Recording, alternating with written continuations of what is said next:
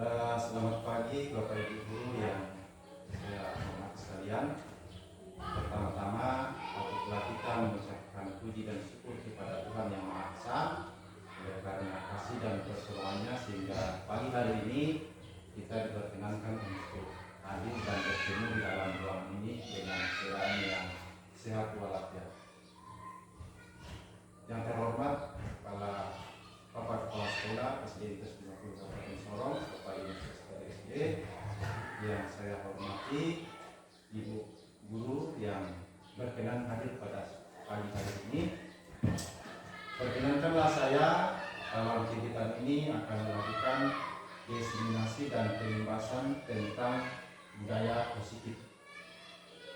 Nah, berbicara tentang budaya positif, kira-kira Bapak Ibu di antara Bapak Ibu yang ada pada pagi hari ini, kira-kira apa itu budaya positif Bapak Ibu? Mari kita lihat. Ya, ini tentang pengertian budaya positif, bahwa budaya positif itu merupakan perwujudan dari nilai-nilai atau keyakinan universal yang diterapkan di sekolah.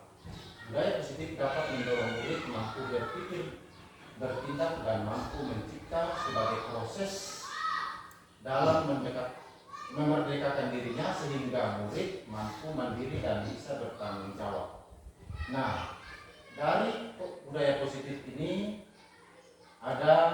terdiri dari beberapa bagian konsep, yaitu yang pertama perubahan paradigma belajar, yang kedua disiplin positif, kemudian yang ketiga kebutuhan dasar manusia, keempat motivasi perilaku manusia, kelima posisi kontrol guru, berikutnya keyakinan kelas, dan ketiga restitusi. Nah, kita akan lihat satu persatu. Yang pertama adalah pembelajaran dengan paradigma baru. Apa itu pembelajaran paradigma baru? Pembelajaran paradigma baru itu adalah yang berhubungan tentang adanya profil pelajar Pancasila. Nah, menurut filosofi diajar dalam Dewantara, bahwa guru itu ibarat seorang petani yang menyemai bibit jagung, menyiapkan lahan, kemudian merawat agar jagung tumbuh dengan baik yang bisa menghasilkan buah yang baik. Seorang petani tugasnya adalah mengurus kebunnya, menyiapkan bibit yang akan ditanam di kebun tersebut, kemudian pastilah akan diurus dengan baik, termasuk di dalamnya mungkin diberikan pupuk yang baik, kemudian disiram agar tujuan daripada itu adalah senantiasa seorang petani tersebut akan mengharapkan hasil yang baik dari tanaman yang ditanam di kebun tersebut. Nah, kalau dihubungkan dengan guru, tugas kita sebagai guru, bahwa guru diibaratkan sebagai seorang petani yang mengandung maksud seorang guru mengusahakan kelas atau sekolah menjadi lingkungan yang menyenangkan, kemudian menjaga dan melindungi agar karakter murid dapat bertumbuh dengan baik sesuai dengan kodratnya masing-masing.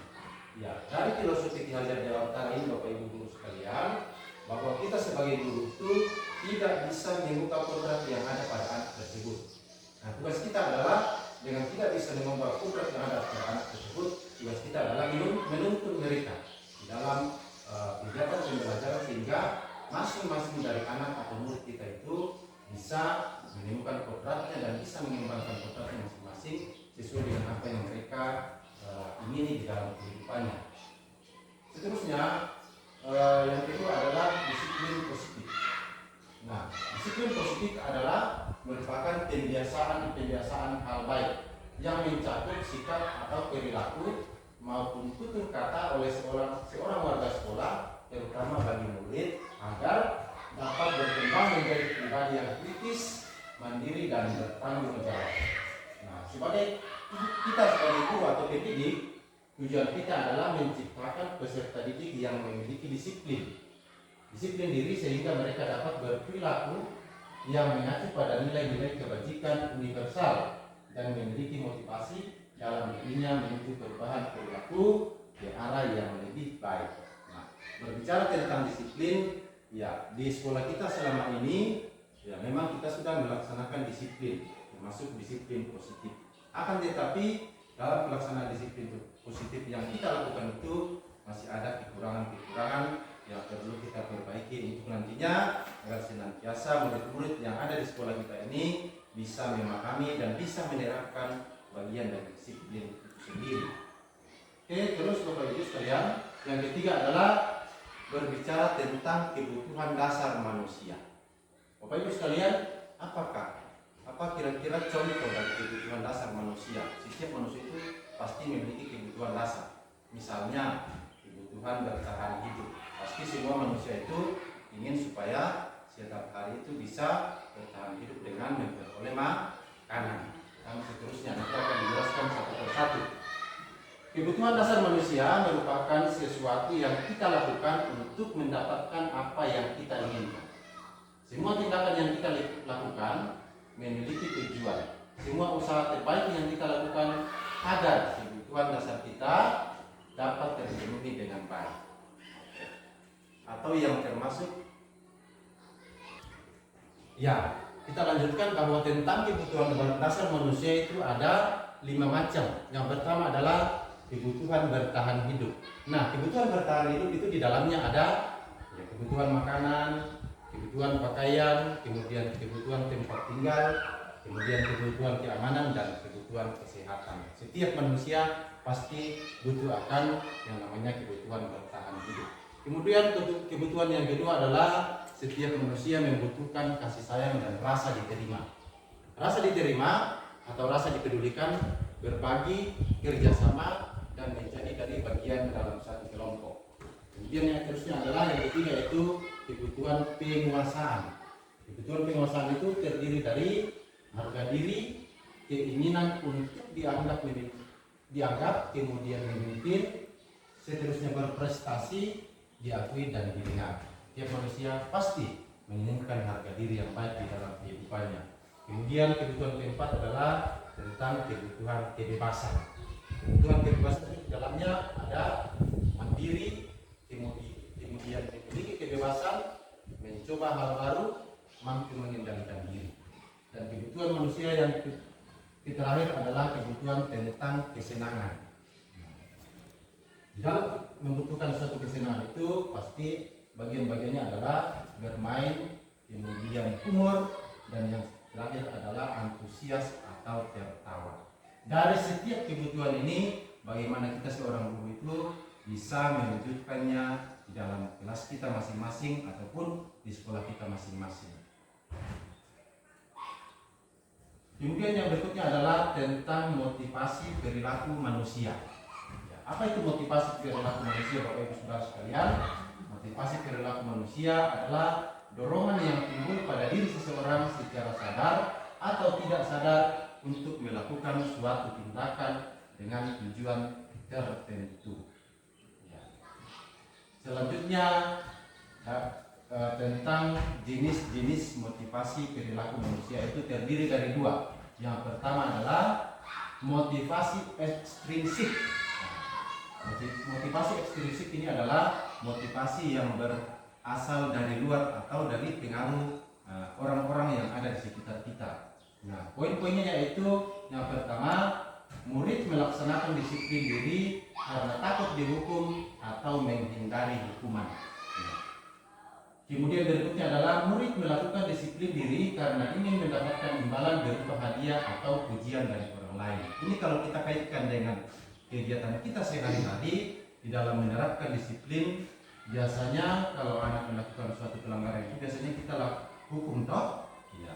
Apakah itu mungkin kita cubitkan, apakah itu mungkin kita suruh berdiri di depan kelas.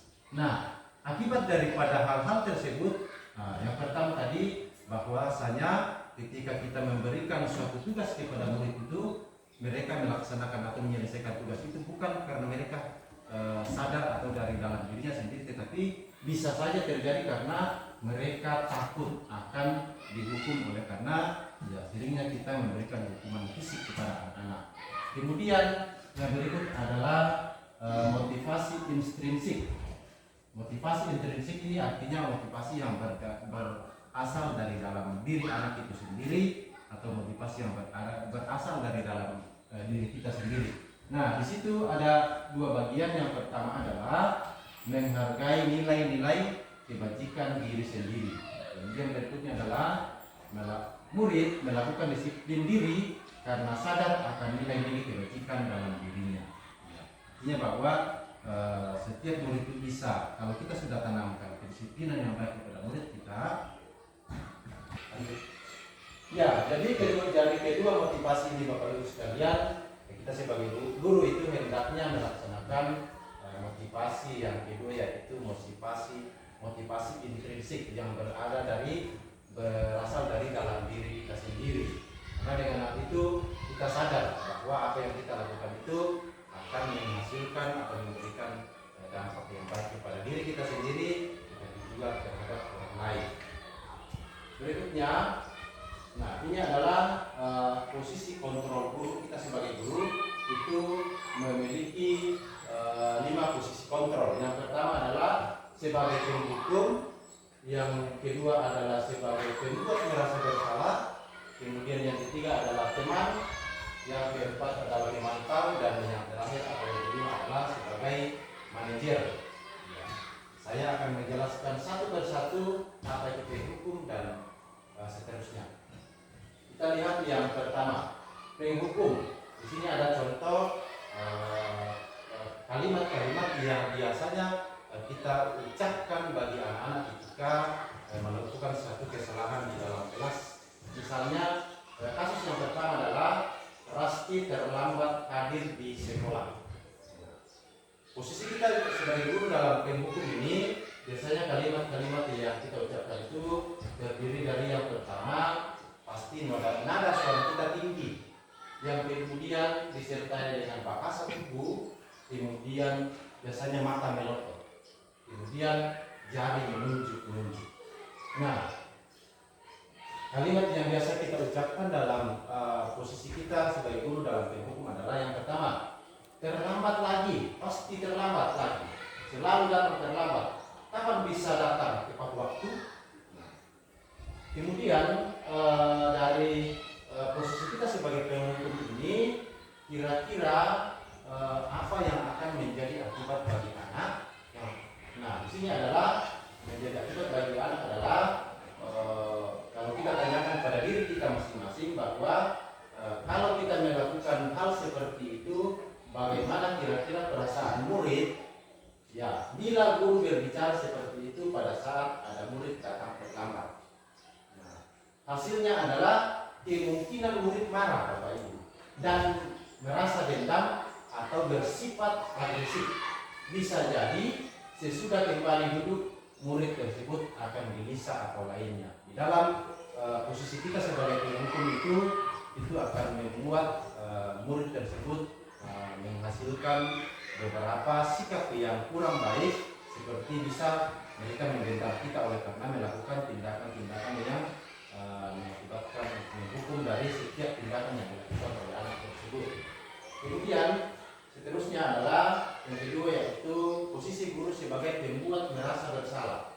Nah, biasanya suara kita ketika kita ada di posisi pembuat merasa bersalah itu, yang pertama yaitu suaranya memelas atau halus, kemudian sedih. Nah, biasanya bahasa tubuh kita itu yaitu meratap kepada murid, lesu.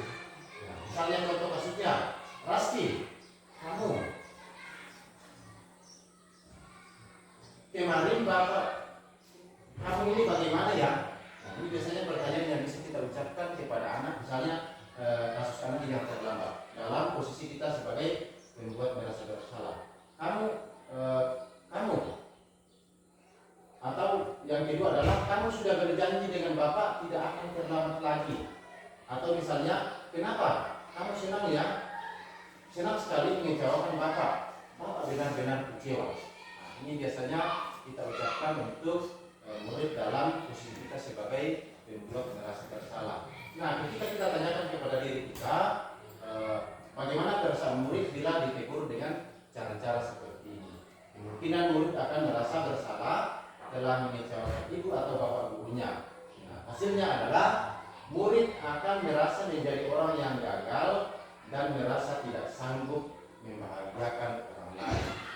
Nah, terkadang sikap seperti ini lebih bahaya dari sikap tadi yang pertama itu sikap sebagai penghukum, karena emosi anak akan tertanam di dalam. Kemudian murid menahan perasaan sehingga membuat anak itu ya mungkin nantinya akan merasa gelisah terus menerus. Nah itu posisi guru sebagai pembuat merasa bersalah. Kemudian yang ketiga adalah posisi guru sebagai teman. Nah biasanya yang terjadi ketika kita bertanya pada anak itu, biasanya nada suara kita itu ramah, bisa juga akrab dan bercanda. Kemudian bahasa tubuh merapat pada murid, kemudian mata dan senyum kita itu biasanya terlihat jenaka. Nah misalnya kalau pertanyaan bertanya kepada anak, misalnya Rasti, ayolah, bagaimana sih kamu? Kemarin kamu sudah berjanji bukan? Kenapa terlambat lagi? Sambil tertawa ringan, ya sudah, tidak apa-apa, duduk dulu di sana, nanti bapak ibu bantu. Kamu ini sambil senyum-senyum. Ini adalah biasa kalimat yang kita ucapkan sebagai guru dalam posisi sebagai teman kepada murid. Nah, kalau kita tanyakan kepada diri kita sebagai guru, kira-kira bagaimana perasaan murid kalau kita lakukan posisi seperti sebagai teman. Nah, hasilnya adalah murid akan merasa senang dan akrab dengan guru. Mereka tidak terlalu merasa beban. Ini termasuk dampak yang positif. Hanya saja sisi negatifnya, murid akan merasa tergantung pada gurunya. Bila ada masalah, dia merasa mengandalkan guru tersebut untuk dapat membantunya. Akibat lain dari posisi guru sebagai teman, ya, Rasti hanya akan berbuat bila mengguru adalah guru tersebut dan belum tentu berlaku sama pada guru lain. Artinya bahwa posisi guru sebagai teman itu ada ketergantungan anak sama guru tersebut. Bisa saja kalau misalnya guru lain masuk di kelas itu lalu dia mengerjakan tugas yang lain, bisa saja anak tersebut itu bisa saja dia tidak lakukan dengan baik karena dia mengandalkan guru yang tentunya sebagai posisi sebagai teman. Kemudian berikutnya adalah posisi guru sebagai pemantau. Biasanya nada suara kita datar, kemudian bahasa tubuh yang formal. Contoh, misalnya kita bercakap-cakap dengan murid. Nah, ini Pak saya kasih contoh, misalnya, Rasti tahukah kamu jam berapa kita belajar? Nah, misalnya, lalu nanti anak bisa menjawab, tahu Pak. Nah, kemudian guru, kamu terlambat 10 menit. Apakah kamu sudah tahu konsekuensi yang harus dilakukan bila terlambat? Nah, jawaban dari murid, tahu Pak. Saya harus mengerjakan tugas ketinggalan nanti saat jam istirahat. Kemudian guru mengatakan lagi, iya benar. Nanti pada saat jam istirahat, kamu harus tinggal di kelas dan menyelesaikan tugas yang tertinggal tadi. Bapak tunggu. Kemudian kalau posisi ini kira-kira bagaimana perasaan murid kita ketika kita memberikan posisi guru sebagai pemantau. Perasaan murid bisa saja terjadi bahwa murid paham konsekuensi yang harus dilakukan karena telah melanggar salah satu keyakinan kelas.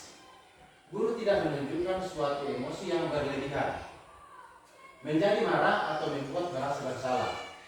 Murid tetap dibuat tidak nyaman, yaitu harus tinggal di dalam kelas pada saat jam istirahat dan mengerjakan tugas yang ketinggalan tadi. Guru tetap memantau murid pada saat mengerjakan tugas di jam istirahat karena murid tidak bisa ditinggal seorang diri. Karena kenapa? Kalau kita tinggal murid tersebut, bisa saja murid tersebut tidak akan menyelesaikan tugas yang akan diberikan oleh guru tersebut. Itu posisi guru sebagai pemantau. Kemudian yang berikutnya adalah posisi yang terakhir, yaitu posisi guru sebagai manajer. Nah, biasanya kalau posisi guru sebagai manajer itu ketika menyelesaikan suatu masalah dengan muridnya, biasanya nada suara kita itu tulus. Kemudian bahasa tubuh tidak kaku, dan yang terakhir adalah dilakukan dengan mendekat kepada murid. Nah, ini adalah contoh percakapan antara guru dengan murid dalam menyelesaikan masalah. Contohnya tadi adalah murid yang terlambat datang ke sekolah.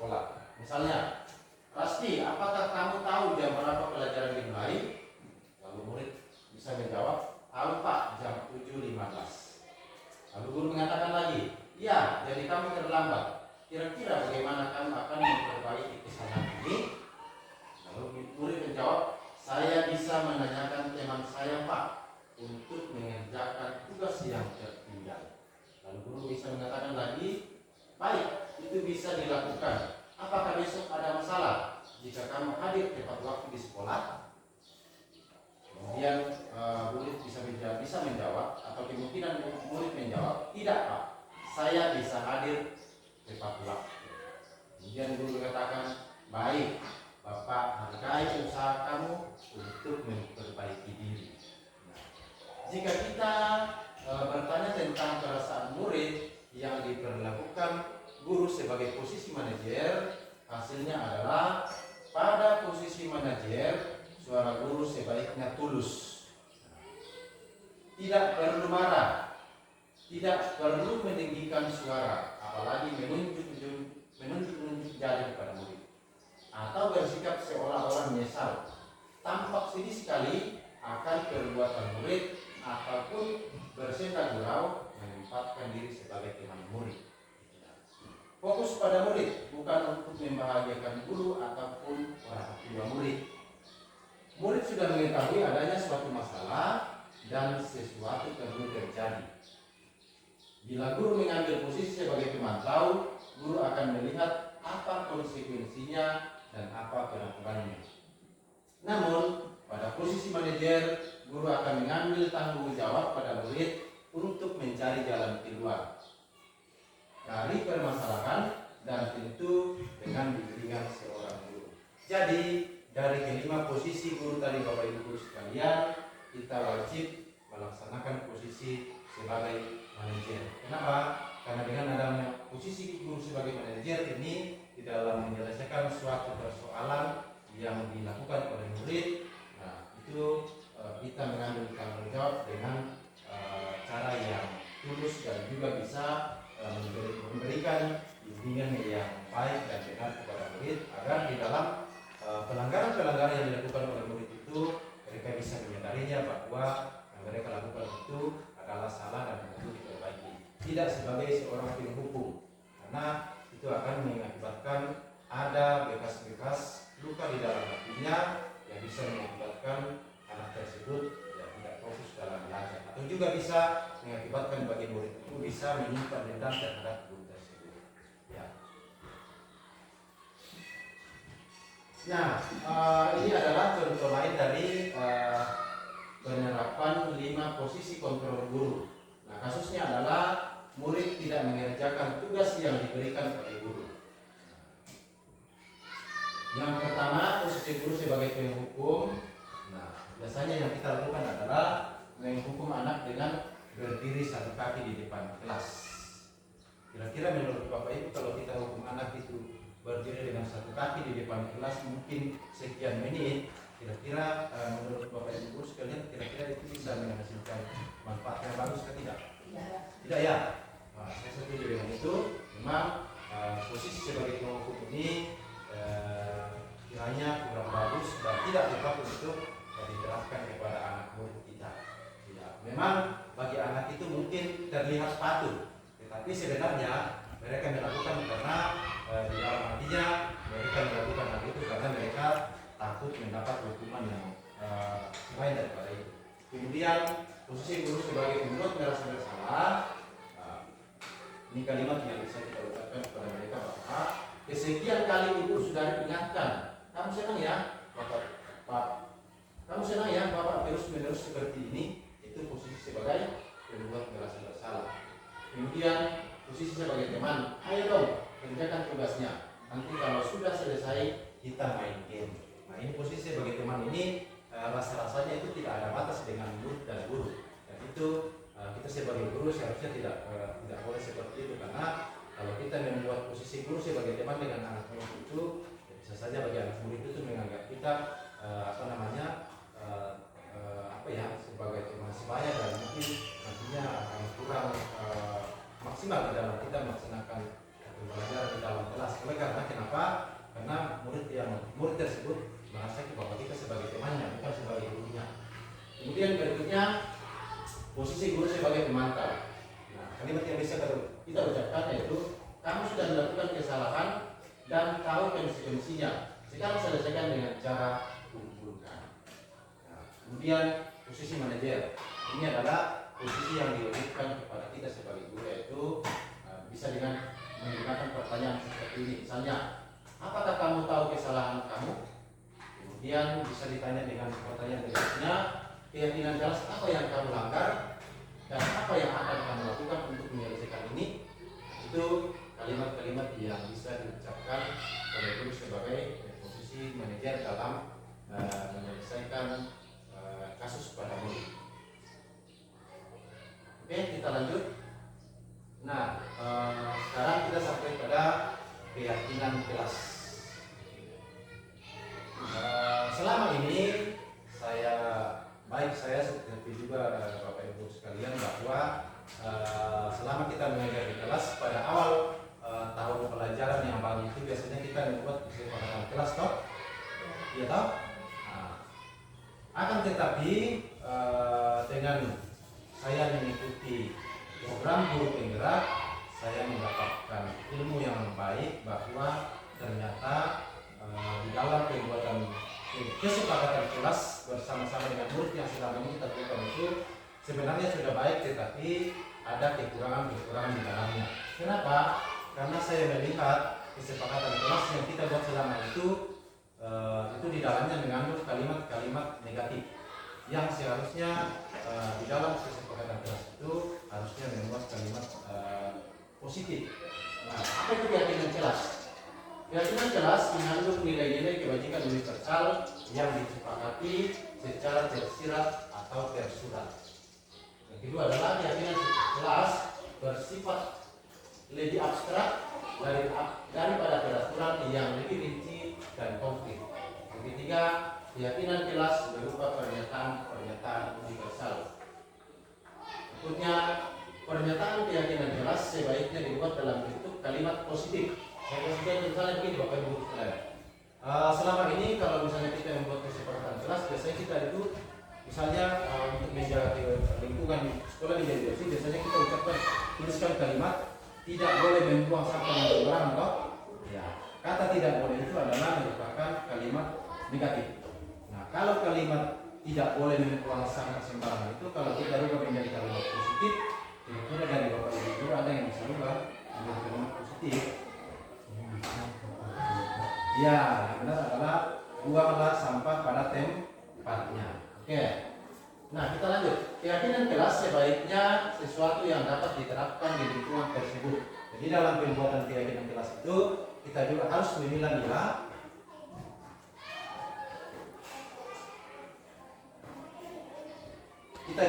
memilah-milah bahwa apakah keyakinan kelas yang kita buat dan sepakati bersama dengan anak murid kita itu bisa dilakukan atau sesuai dengan keadaan atau lingkungan sekolah kita atau tidak. Kemudian berikutnya, semua warga kelas hendaknya ikut berkontribusi dalam pembuatan atau perencanaan keyakinan kelas lewat kegiatan curah pendapat. Jadi maksudnya di sini adalah di dalam kita membuat suatu keyakinan kelas itu kita harus melaksanakan musyawarah dengan murid. Kita memberikan kesempatan kepada murid untuk menyampaikan pendapatnya apa yang perlu kita sepakati dalam keyakinan kelas tersebut. Kemudian berikutnya adalah tentang prosedur pembentukan atau pembuatan keyakinan kelas atau keyakinan sekolah. Nah, hal-hal yang akan kita lakukan yang pertama adalah mempersilakan warga sekolah atau murid di sekolah atau di kelas untuk bercurah pendapat tentang peraturan yang perlu disepakati di sekolah atau di dalam kelas. Jadi bukan kita guru yang menetapkan keyakinan kelas itu lalu tinggal dibacakan kepada anak, tidak seperti itu. Jadi kita sebagai guru itu memberikan kesempatan kepada anak-anak untuk menyampaikan pendapatnya apa yang akan mereka lakukan.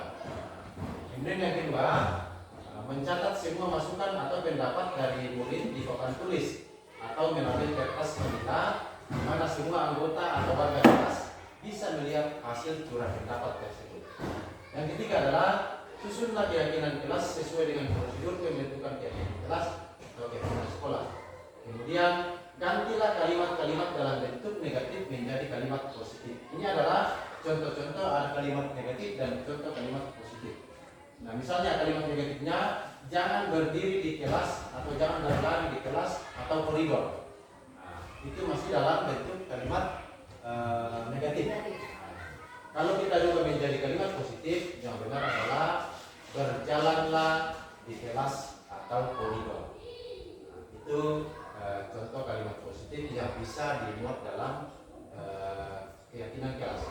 Kemudian contoh kalimat negatif yang kedua itu jangan membuang sampah sembarangan. Kita rubah menjadi kalimat positif menjadi buanglah sampah pada tempatnya. Ya, kemudian masih lanjut tentang prosedur pembentukan keyakinan kelas atau sekolah. Berikutnya adalah kita harus meninjau kembali daftar surat pendapat yang sudah dicatat. Nah, ada mungkin akan mendapati pernyataan yang tertulis di sana masih banyak atau berupa peraturan. Kemudian seterusnya adalah selanjutnya agar warga sekolah atau warga kelas untuk menemukan nilai kebajikan atau keyakinan yang dituju dari peraturan-peraturan tersebut. Setelah itu, keyakinan sekolah atau keyakinan kelas selesai dibuat, semua warga kelas dipersilahkan meninjau ulang dan menyetujuinya dengan menandatangani keyakinan sekolah atau keyakinan kelas tersebut, termasuk guru dan murid. Kenapa harus ditandatangani Bapak Ibu sekalian? Untuk menunjukkan bahwa kita sebagai guru dan juga sebagai anak murid setuju dengan keyakinan kelas yang telah kita buat, dengan tujuan supaya keyakinan kelas itu menjadi pedoman atau panduan selama proses pembelajaran yang berlangsung di dalam kelas, tetapi juga sebagai guru selama berada di sekolah. Nah, jadi di situ ada kontra, artinya bahwa mereka siap melaksanakan itu ketika mereka menandatangani keyakinan kelas yang telah kita buat. Kemudian yang terakhir adalah keyakinan sekolah atau keyakinan kelas bisa dilekatkan di dinding di mana di tempat yang mudah dilihat oleh semua warga kelas. Jadi ketika keyakinan kelas sudah disepakati oleh bersama dengan murid, ya baiknya mungkin ya kita ketik di komputer lalu di print, kemudian ditempel di dinding kelas yang mudah dilihat oleh anak-anak. Dan kalau boleh setiap pagi saat memulai pelajaran itu yang mungkin kita lakukan membaca setiap keyakinan kelas tersebut dengan tujuannya adalah untuk mengingatkan mereka bahwa selama proses pembelajaran berlangsung itu ada kesepakatan atau keyakinan yang telah kita sepakati bersama. Ya. Nah, ini adalah contoh penerapan pembentukan keyakinan kelas yang telah saya lakukan di kelas Bapak Ibu sekalian. Nah, kita akan nonton videonya.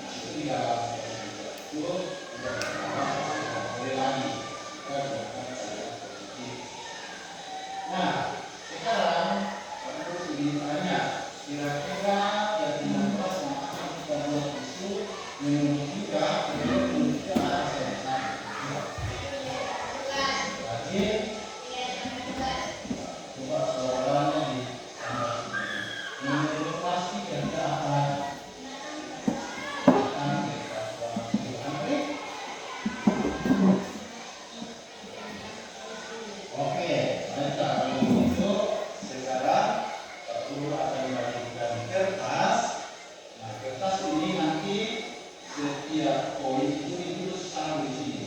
Misalnya tadi 3 katakan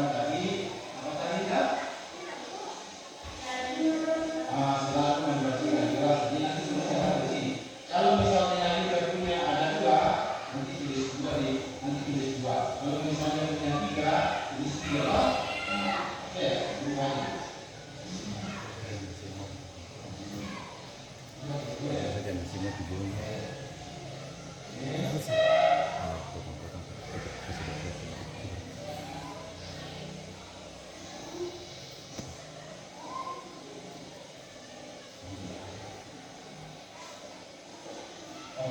nanti masing-masing anak sekalian tulis menurut kalian kegiatan kelas yang perlu kita lakukan.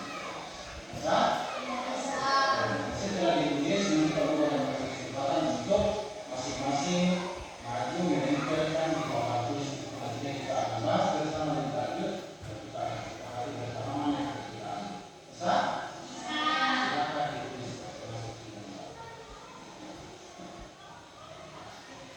Ya, ditulis. Yang kemarin sini dulu dulu nanti.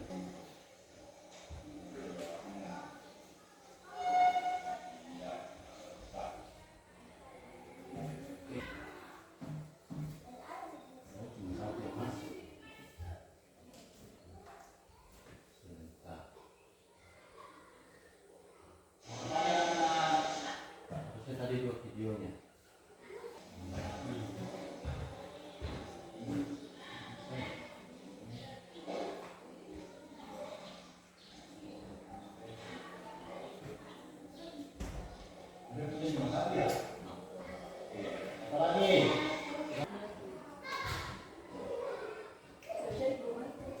Ya, Bapak Ibu guru sekalian, tadi kita sudah menonton tentang tata cara di dalam pembuatan atau perancangan keyakinan kelas yang di dalamnya melibatkan seluruh murid khususnya yang berada di kelas kita masing-masing.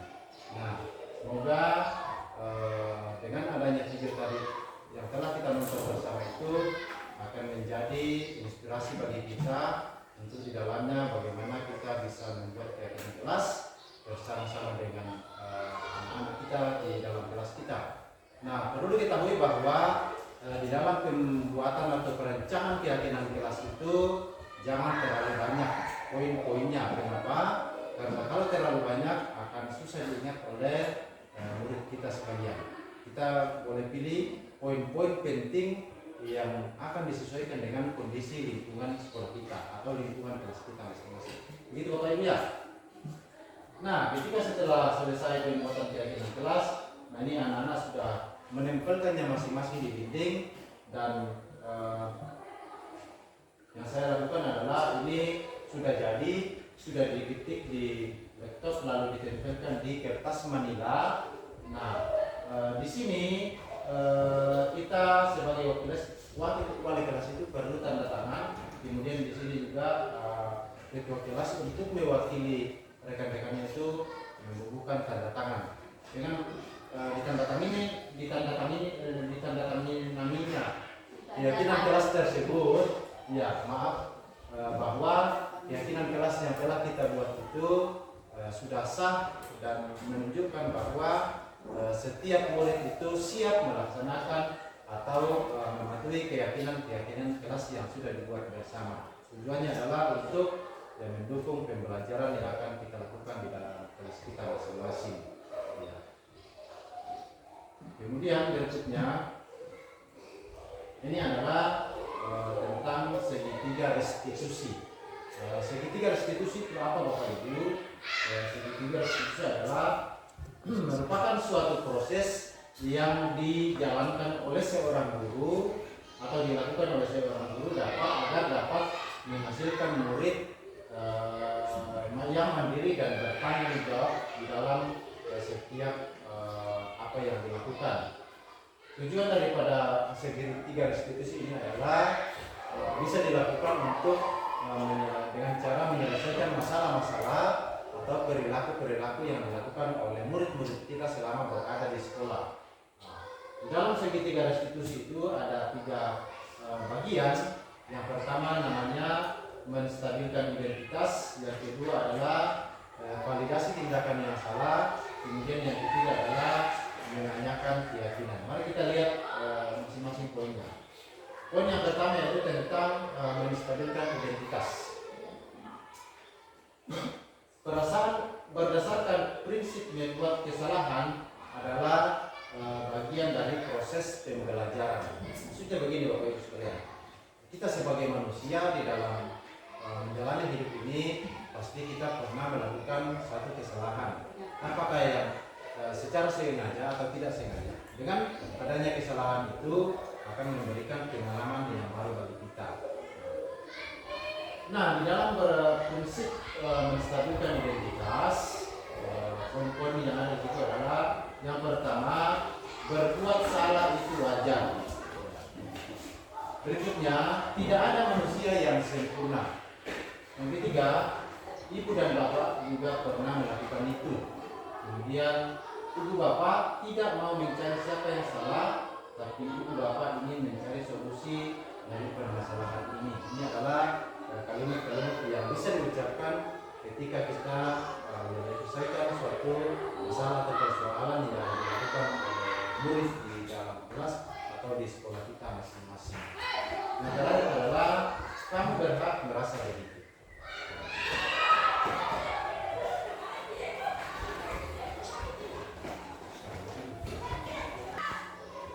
Oke, bagian kedua dari menstabilkan segitiga distribusi yaitu validasi tindakan yang salah. Nah, berdasarkan prinsip setiap perilaku berupaya memenuhi suatu kebutuhan tertentu. Artinya begini, dalam kita sebagai manusia, apalagi kita sebagai guru atau sebagai murid, ketika melaksanakan atau melakukan suatu perbuatan, apakah itu sesuai dengan peraturan atau tidak sesuai dengan peraturan, pasti kita melakukannya itu karena dengan alasan untuk memenuhi suatu kebutuhan tertentu. Nah, dalam menyelesaikan suatu masalah dengan menggunakan validasi tindakan yang salah, ini ada kalimat-kalimat yang bisa kita ucapkan. Yang pertama, kamu pasti punya alasan mengapa melakukan itu. Yang kedua, padahal kamu bisa melakukan yang lebih buruk dari ini ya. Atau kamu patut bangga karena telah melindungi sesuatu yang penting buat kamu. Yang terakhir adalah kamu melakukannya karena mempertahankan sesuatu yang penting bagimu. Itu tentang validasi tindakan yang salah. Yang terakhir adalah tentang menanyakan keyakinan. Berdasarkan prinsip teori kontrol bahwa pada dasarnya kita termotivasi secara intrinsik. Ya, motivasi intrinsik tadi itu seperti yang telah dijelaskan tadi bahwa motivasi intrinsik itu adalah satu motivasi yang berasal dari dalam diri kita sendiri. Nah, kalau menanyakan keyakinan, kalimat-kalimat yang kita bisa ucapkan adalah yang pertama, apa keyakinan kelas kita? Kemudian nilai-nilai apa yang telah disepakati bersama? Seterusnya, seperti apa gambaran sebuah yang kelas yang ideal menurut kamu? Atau yang terakhir, kamu ingin menjadi orang yang seperti apa? Ini adalah kalimat-kalimat yang bisa diucapkan dalam menyelesaikan persoalan masalah dengan bagian yaitu menanyakan keyakinan. Kemudian seterusnya, ini adalah salah satu video yang telah saya atau bukti nyata yang telah saya lakukan di dalam menyelesaikan kasus murid. Kasus murid di sini adalah murid sering terlambat ke sekolah. Oke, bisa kita nonton sebentar. Pagi, silakan masuk.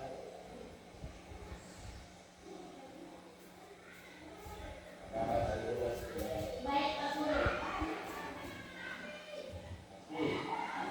Ini Pak Guru lakukan ya.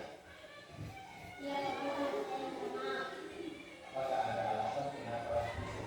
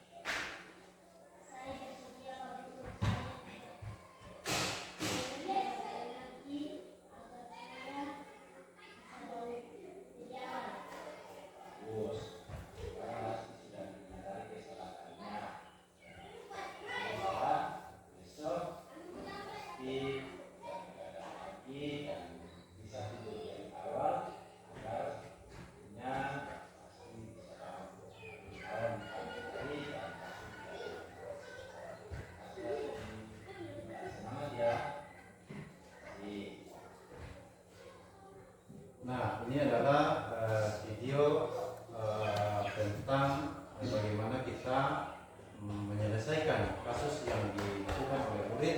Contohnya murid tadi yang sering terlambat di sekolah diselesaikan dengan menggunakan pola segitiga restitusi.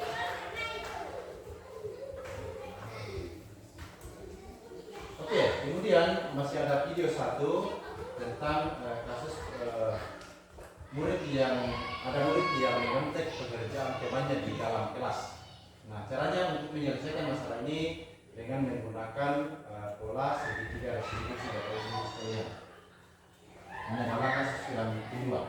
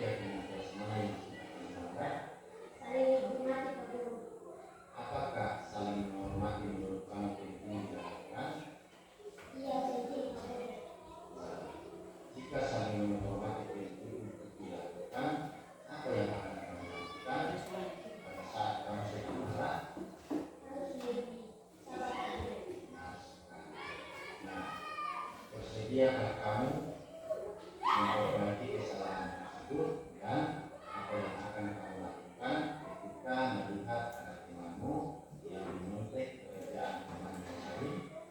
Saya bersedia Pak Guru. Saya akan melaporkan kepada Pak Guru serta bertemu dengan lagi. Baiklah, bersenang dari hari ini. Semangat ya, jangan lupa selalu mengingat kita. Kasih.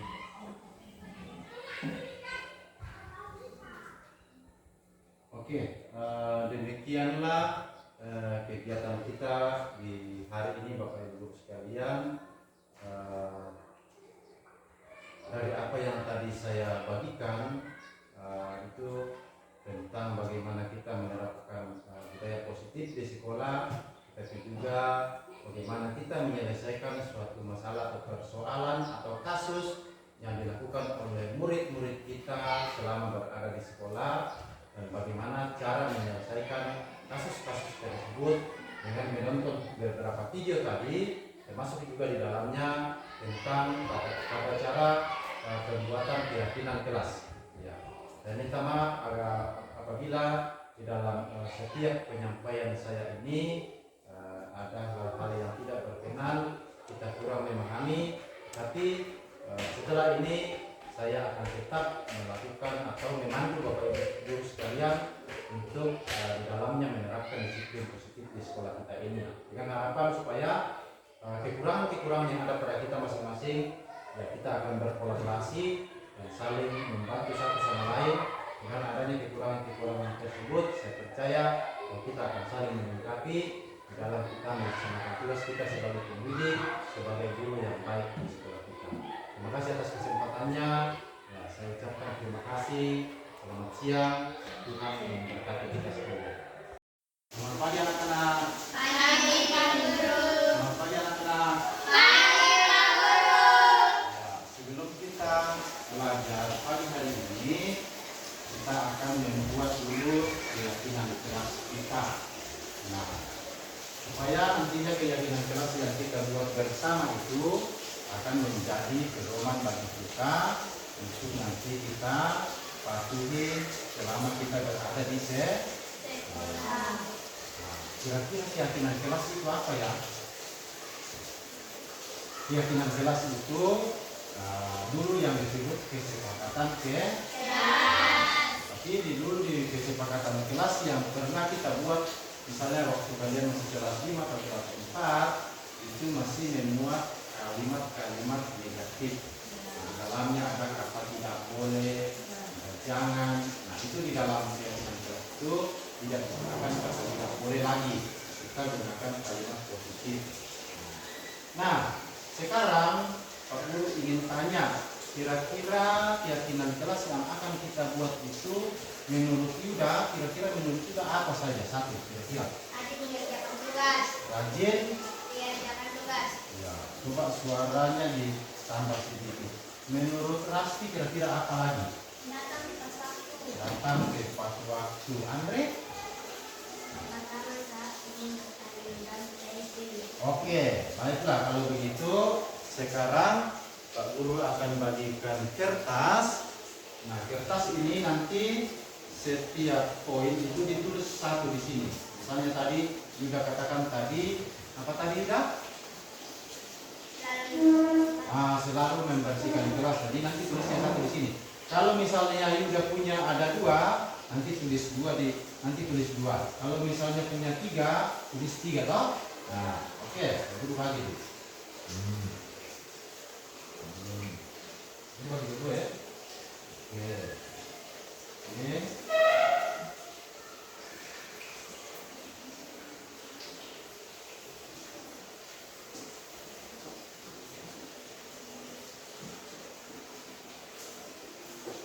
Oke, nanti masing-masing anak sekalian tulis menurut kalian keyakinan kelas yang perlu kita lakukan di kelas. Bisa? Bisa. Oke, nanti setelah ditulis, nanti Pak Guru akan kasih kesempatan untuk masing-masing maju menempelkan di papan tulis buku. Nantinya kita akan bahas bersama lebih lanjut dan kita akan sepakati bersama mana yang akan kita ambil. Bisa? Bisa. Silakan ditulis masing-masing punya rumah. Ya, ditulis di masing-masing kertas.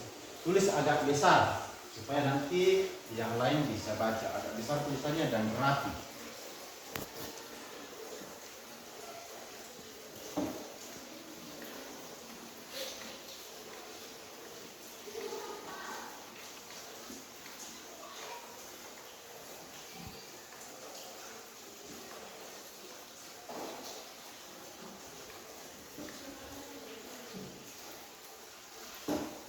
Kalau ada yang sudah, bisa langsung maju ke papan tulis untuk tempel di papan tulis.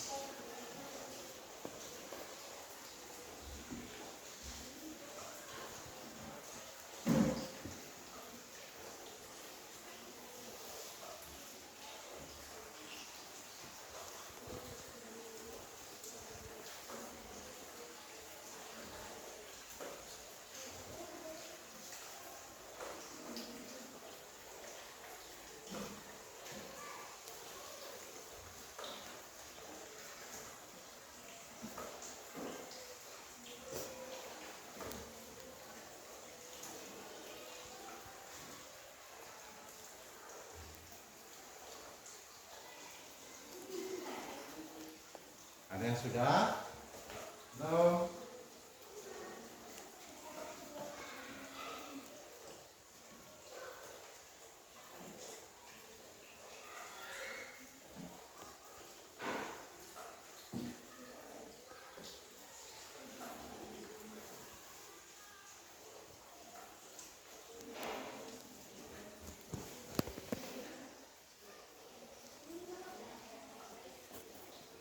Oke, kalau misalnya ada sudah, sepertinya Lydia sudah selesai. Silakan maju tempel ke papan tulis.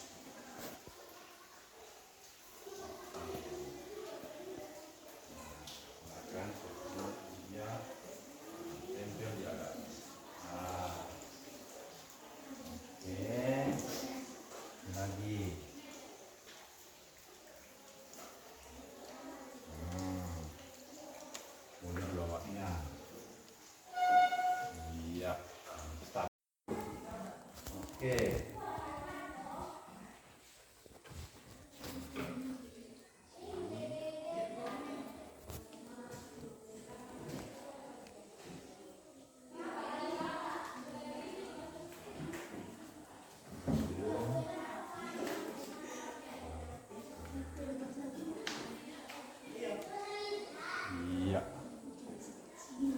Siapa lagi yang sudah? Oke.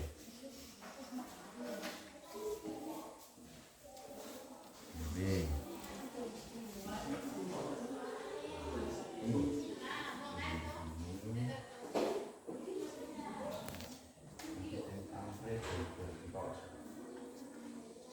Anda punya cuma satu ya? Oke. Siapa lagi? Silakan maju. Iya. Desti Kelawen. Desti tempel di atas ini bisa? Oke. Nah.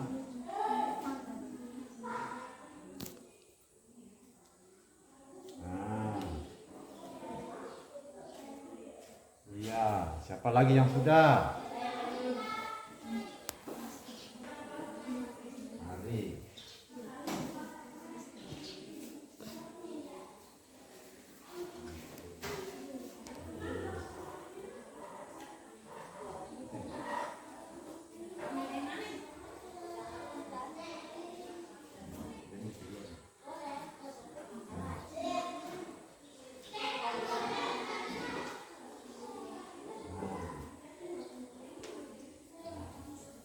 Lagi yang sudah. Mari.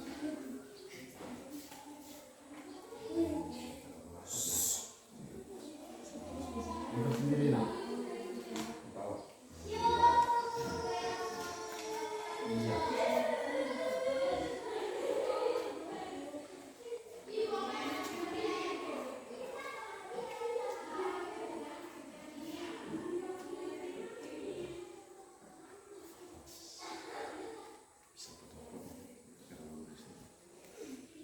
Siapa lagi yang belum?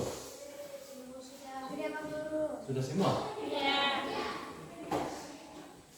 Ya, inilah bentuk pendapat kalian yang nantinya akan kita rampung dalam satu keyakinan kelas untuk nanti ditempel di kertas. Nah, nanti ditempel di kelas, toh? Iya. Nah, yang pertama, menghormati guru dan teman. Oke. Yang kedua, belajar dengan gembira dan senang. Yang ketiga, datang tepat waktu. Berikutnya, membudayakan kata tolong, permisi, maaf, dan terima kasih. Berikutnya, angkat tangan saat ingin bertanya dan meminta izin. Berikutnya, saling menghargai dan tolong menolong. Ada rajin ke sekolah, rajin mengerjakan tugas, selalu membersihkan kelas, rajin rajin angkat sampah. Nah, terakhir, disiplin waktu. Disiplin waktu itu termasuk di dalamnya di sekolah tepat waktu. Lonceng jam masuk kembali setelah jam istirahat, ya langsung masuk, itu termasuk bagian dari disiplin. Oke, terima kasih untuk pendapat kalian hari ini. Ini bukan pendapatnya Pak Guru, tetapi ini adalah pendapat kita semua. Apakah kita sepakat dengan keyakinan yang kita buat ini? Apakah kita sepakat? Sepakat. Apakah kita sepakat? Sepakat. Keyakinan yang telah kita buat ini nantinya ke depan, mulai hari ini sampai seterusnya, itu akan kita taati bersama, baik anak-anak sekalian tetapi juga sebagai Pak Guru, akan bersama supaya pelajaran itu bisa berjalan dengan baik. Terima kasih ya. Oke, tepuk tangan dulu.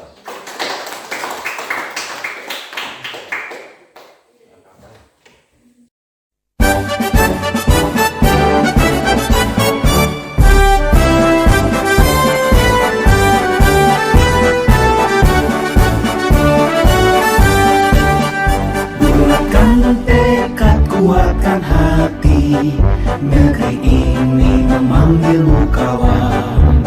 Belajar bergerak